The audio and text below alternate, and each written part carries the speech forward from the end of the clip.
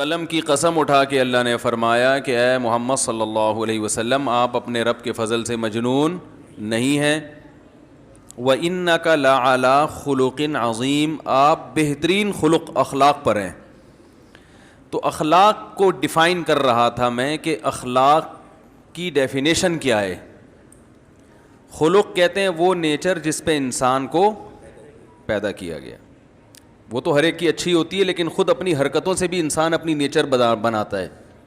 برائی کرتے چلے جائیں گے تو گھٹی میں برائی پڑ جائے گی, اچھائی کرتے چلے جائیں گے تو گھٹی میں اچھائی پڑ جائے گی. تو نبی صلی اللہ علیہ وسلم کے اخلاق سب سے اچھے تھے. حالانکہ آپ صلی اللہ علیہ وسلم غضبناک بھی ہوتے تھے, آپ صلی اللہ علیہ وسلم میدان جنگ میں لڑتے بھی تھے, آپ صلی اللہ علیہ وسلم دشمن کو بعض دفعہ معاف بھی کرتے تھے لیکن بعض دفعہ انتقام بھی لیتے تھے. تو اس سے پتہ چلتا ہے, جو بار بار میں بات ریپیٹ کر کے سمجھا رہا ہوں, اخلاق صرف کسی سے مسکرا کے بات کرنا نہیں ہے. بعض دفعہ کسی کی گردن اڑانا بھی اخلاق ہوتا ہے, بشرطے کہ اس کی شریعت نے اجازت دی ہو. بعض دفعہ چور کے ہاتھ کاٹنا, یہ خود نہ گردنیں اڑانا شروع کر دیں, یہ گورنمنٹ کا کام ہے. چور کے ہاتھ کاٹنا بھی کیا ہوتا ہے؟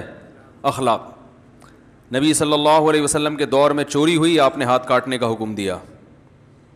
تو زید ابن حارثہ رضی اللہ عنہ نبی کے منہ بولے بیٹے تھے اور بہت ہی چہیتے تھے. آپ نے ان کو بیٹا بنایا ہوا تھا. آج کل تو لوگ چاہتے ہیں نا اپنی اولاد دو سے زیادہ نہ ہو, تو پہلے زمانے میں اپنی بھی ہو رہی ہے, دوسروں کی اولاد کو بھی اپنا بنا لیا جاتا تھا. تو یہ فیملی پلاننگ کی نحوست ہے کہ لوگوں نے انسانوں کو بوجھ سمجھنا شروع کر دیا ہے کہ انسان جو ہے وہ بوجھ ہوتے ہیں, وہ آپ کا خرچہ کراتے ہیں. تو زید ابن حارثہ کو نبی نے کیا بنایا؟ حالانکہ اجمی تھے, غلام تھے, تو ان کو اپنا بیٹا بنا لیا. وہ بے پناہ محبت نبی ان سے کیا کرتے تھے. حالانکہ بھائی عرب تو ویسے بھی اجمیوں سے محبت اکثر آج بھی نہیں کرتے, تو پہلے کیا حال ہوتا ہوگا.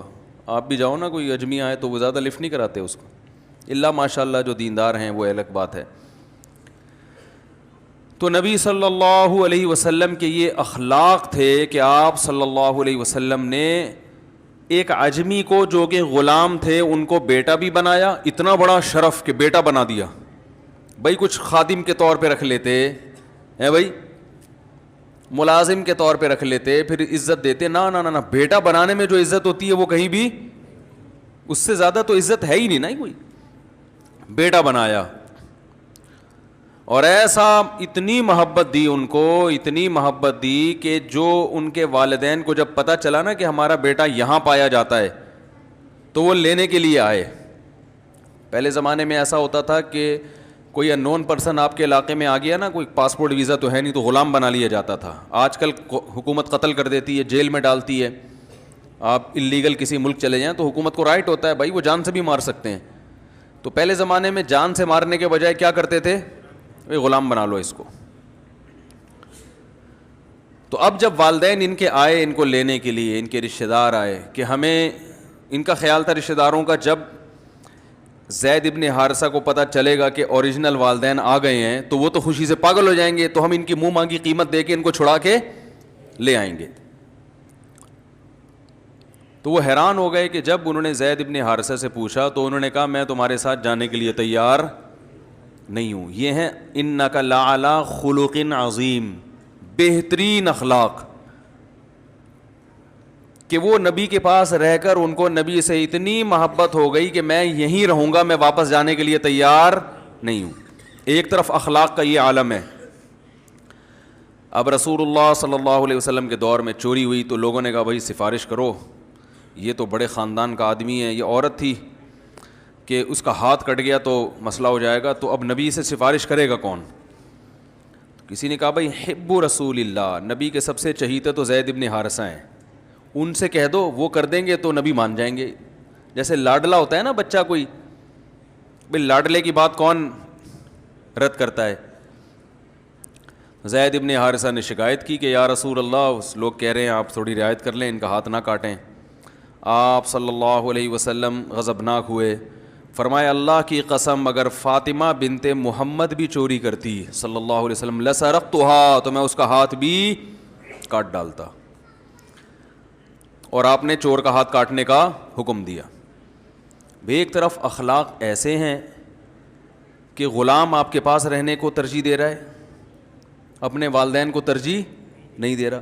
دوسری طرف اخلاق ایسے ہیں کہ چور کا ہاتھ, بولو بھائی, اب کوئی انگریز یہاں وحشیانہ منظر دیکھ لے کہ ہاتھ کاٹا جا رہا ہے, وہ کہے گا یار یہ کیسا اسلام ہے بھائی, یہ کیسے نبی ہیں, یہ تو دہشت گرد ہیں معاذ اللہ, یہ تو دہشت گردی کی تعلیم میں ہاتھ کاٹا جا رہا ہے بھائی, کوڑے لگا دو, تھپڑ لگا دو, تبلیغ میں بھیج دو 4 مہینے کے لیے, چلا لگا دو, سیروزہ لگا دو, سمجھا دو. محبت سے بھی تو سمجھایا جا سکتا ہے. لوگ کہتے ہیں نا بھائی, لوگ ایسے موقع پہ کیا کہتے ہیں, بھائی اصل چیز تو رسپیکٹ ہے, یہ نا ڈائلاگ ہے. آپ کسی کو عزت دو گے تو وہ بھی آپ کو عزت دے گا. رسپیکٹ ہے, محبت ہے, محبت سے جو کام ہوتا ہے وہ سختی سے نہیں ہوتا. بھائی یہ اصول کلی نہیں ہے. عزت دو گے تو عزت ملے گی, لیکن بشرطے کے سامنے والا بھی عزت کا مطلب جانتا ہو, ورنہ عزت دو گے تو وہ ذلیل کرنے پہ آ جائے گا. بعض لوگ ہیں وہ دبا کے رکھو گے نا تمیز سے چلتے ہیں, وہ سمجھے. آپ کہہ رہے ہو یار ان کو ہمارے گھر کی باتیں کہاں سے پتہ چلتی ہیں, کہہ رہے ہو یار یہ پتہ نہیں مولوی صاحب ایسی باتیں کرتے ہیں بالکل صحیح صحیح, کہاں سے کر رہے ہیں بات. بعض لوگ ایسے ہوتے ہیں ان کو جتنا دبا کے رکھو گے نا اتنا تمیز سے چلیں گے وہ. بعض ملازم ایسے ہوتے ہیں ان کو عزت دی آپ کو بیچ کے کھا جائیں گے وہ, حقیقت ہے. وہ کہیں گے ہمارے سیٹ صاحب میں بتا کتنے کا لے گا یہ. تو یہ چل رہا ہے, مارکیٹ میں چل رہا ہے. تو عزت دو عزت لو یقیناً صحیح ہے, لیکن یہ عزت بھی قابل عزت لوگوں کو کے لیے, یہ مقولہ بھی کس کے لیے ہے, جو قابل عزت ہوتے ہیں, جن کی گھٹی میں ذلت ہے, جو بائی نیچر برے ہوتے ہیں, ان کو عزت دینے سے عزت نہیں ملتی. تو رسول اللہ صلی اللہ علیہ وسلم کے ایک طرف اخلاق کہ زید ابن حارثہ جانے کے لیے تیار نہیں ہے, دوسری طرف چور کا ہاتھ تو بہرحال کاٹنا ہے. آپ کہہ سکتے ہیں بھائی یہ تو اس لیے کاٹ رہے تھے کہ اللہ کا حکم ہے, مجبور تھے, تو اللہ کے حکم کے سامنے تو کوئی کچھ نہیں کر سکتا. واقعی ایسا ہی ہے کہ اصل میں اللہ کا حکم تھا چور کا ہاتھ کاٹو, قرآن کی آیتیں ہیں. لیکن سوال یہ پیدا ہوتا ہے تو پھر کیا اللہ نے بد اخلاقی کا حکم دیا, اللہ نے دہشت گردی کا حکم دیا کہ چور کا ہاتھ کاٹو؟ اللہ ظالم ہے. بھائی نبی کے اخلاق بہت اچھے, مگر نبی کی صفات اللہ سے آگے تو نہیں ہے نا, نبی کی رحمت اللہ سے زیادہ تو نہیں ہے نا بھائی, اللہ تو سب سے زیادہ رحیم ہے. تو یہ کیا بات ہے کہ اللہ کو ترس کیوں نہیں آ رہا چور پہ کہ اس کا ہاتھ مت کاٹو؟ میں یہ اتنی ڈیٹیل میں اس لیے جا رہا ہوں کہ ہمارے ہاں بیلنس نہیں ہے. اخلاقیات کی بات ہوتی ہے تو اخلاق اخلاق اخلاق اخلاق اتنا وہ کہ وہ, اور جو بد اخلاق ہیں وہ اس طرف لڑک جاتے ہیں. اسلام کی خوبی یہ ہے کہ اس نے ہر چیز میں بیلنس رکھا ہے. نہ اتنے میٹھے بنو کہ لوگ نگل جائیں, نہ اتنے کڑوے بنو کہ لوگ تھوکنا شروع کر دیں. بیلنس, تمیز سے چلو, تمیز سے, ہوشیاری کے ساتھ, صحیح ہے نا, تمیز سے چلو. جرائم کو ایک حد تک برداشت کیا جائے گا, اس کے بعد مجرم کی معافی نہیں ہے, کیونکہ مجرم کو معاف کر دینا در حقیقت عام لوگوں کے ساتھ زیادتی ہے. پھر دیکھو بدعتی کی تعظیم سے منع کیا گیا ہے. بدعتی کی وجہ اس کی یہ کہ ایک کافر اور فاسق کی آپ تعظیم کرتے ہو, لوگوں پہ برا اثر نہیں پڑتا, لوگوں کو پتہ یہ تو کافر ہے, یہ ہدایت پہ تھوڑی ہے. بھائی لوگ اس کو تھوڑی اس سے متاثر ہوتے ہیں, سب کو پتہ ہے یہ کافر ہے, ہم اس کے دین کو فالو نہیں کرتے. بدعتی میں مسئلہ یہ ہوتا ہے کہ وہ لیبل اسلام کا لگاتا ہے, جب اس کو عزت ملے گی تو لوگ اس کو قابل عزت سمجھ کے اس کو فالو کرنا شروع کر دیتے ہیں, اس کو فالو کرنا شروع کر دیتے ہیں. اس سے نقصان کس کا ہے؟ اسلام کا. نقصان اسلام کا ہوتا ہے اس سے. بعض دفعہ شخصی فائدہ دیکھا جا رہا ہوتا ہے, ایک شخص کا فائدہ دیکھا جا رہا ہوتا ہے, لیکن اس کی وجہ سے جو امت کو نقصان ہو رہا ہے وہ ہماری نظر میں نہیں ہوتا. تو بیلنس نہیں ہے. تو آپ صلی اللہ علیہ وسلم نے حکم دیا چور کا ہاتھ کاٹا جائے. کیسی سخت سزا ہے. گورے اس پہ کہتے ہیں یار کوڑے لگا دیتے, جیل میں ڈال دیتے. ہاتھ کاٹنا ہے ساری زندگی کے لیے معذور. 10,000 روپے چوری کیے, 50,000 روپے چوری کیے, تو ہاتھ کی قیمت تو 50,000 سے زیادہ ہے نا. کیا خیال ہے بھائی جان؟ تو ہاتھ کاٹنے کا کوئی تک بنتا ہے؟ اللہ نے کہا نہیں کاٹو. حالانکہ اللہ کہتا ہے جب بھی کوئی کام کرو تو شروع کس سے کرو؟ بسم اللہ الرحمن الرحیم. شروع اللہ کے نام سے جو بڑا مہربان نہایت رحم کرنے والا ہے. سوال پیدا ہوتا ہے اللہ تو بار بار کہہ رہا ہے میں رحمان ہوں, میں رحیم ہوں, اور ہر کام سے پہلے چور کا ہاتھ کاٹنے سے پہلے بھی بسم اللہ الرحمن الرحیم ہے نا. شروع اللہ کے نام سے جو بڑا مہربان اور نہایت رحم کرنے والا. تو چور کہہ گئے اللہ اتنا مہربان ہے تو میرا ہاتھ کیوں کاٹ رہا ہے؟ میں نے تو 20,000 کی چوری کی ہے, ہاتھ تو کروڑوں روپے کا ہے. میں سمجھا پا رہا ہوں اپنی بات؟ سوال سمجھ میں آ رہا ہے کہ نہیں آ رہا؟ آج میرا یہ تیسرا بیان چل رہا ہے, ابھی صبح سے بولے جا رہا ہوں. پہلے جامع میں بیان تھا 1-1.5 گھنٹے کا, پھر وہاں سے نکلے تو پھر ایک مسجد میں بیان تھا, وہ بھی 1.5-1.25-2 گھنٹے کا ہو گیا. تو بول کے پھر مغرب کے بعد ہی بول ہی رہا ہوں, ملاقاتوں کے لیے لوگ آئے. پھر عصر کے بعد ایک صاحب آئے بغیر اطلاع کے, ان کو ڈانٹنے میں کافی توانائی خرچ ہوئی ہے میری. بغیر اطلاع کے آ گئے, دروازہ بجانے, اور اللہ تعالیٰ ان کو جزائے خیر دے. بہرحال بڑے نیک آدمی تھے, لیکن مجھے غصہ آ گیا. میں نے کہا کیا مذاق ہے یار, میں انسان نہیں ہوں, میں گدھا ہوں کیا؟ ایسے میں نے ان سے بات کرنا شروع کر دی کہ یار میں انسان نہیں ہوں, آپ بلا وجہ گھر میں. تو وہ بیچارے داڑھی والے, پھر میں نے ایکسکیوز کیا, ان سے سوری کیا. اب اخلاق کا تقاضا تو یہ تھا کہ میں کہتا آپ بھی تشریف لے آئے ہیں بھائی. مجھے بڑی خوشی ہوئی کہ گھر میں تو میں ٹائم ہی نہیں دے پا رہا, اور نبی صلی اللہ علیہ وسلم کے پاس تو جو بھی آتا تھا آپ بیٹھ جایا کرتے تھے. کوئی بات نہیں, اگر میں مسجد میں آپ کو نہیں ملا تو گھر میں آ کے دروازہ بجا کے مجھے آپ نے کمبل سے باہر نکالا. میں بہرحال کیونکہ رسول اللہ صلی اللہ علیہ وسلم نے فرمایا کہ مسکرا کے بات کرنا صدقہ ہے, تو میں بھی آپ سے مسکرا کے بات کروں گا, دفع ہو جائیے یہاں سے. یہی ہوگا نا بھائی. اب اخلاق کا تقاضا ہے تھوڑا سختی کرو. عوام کنٹرول میں نہیں آ رہی ہے تو سختی کے بغیر کنٹرول میں. بھائی ایک اصول بنا دیا کہ ٹائم لینے کا یہ طریقہ ہے, ملاقات کا یہ طریقہ ہے, یہ ٹائم ہے. میں نے ان کو اپنی ڈائری دکھائی, میں نے کہا اس میں آپ کہیں بھی نہیں ہو.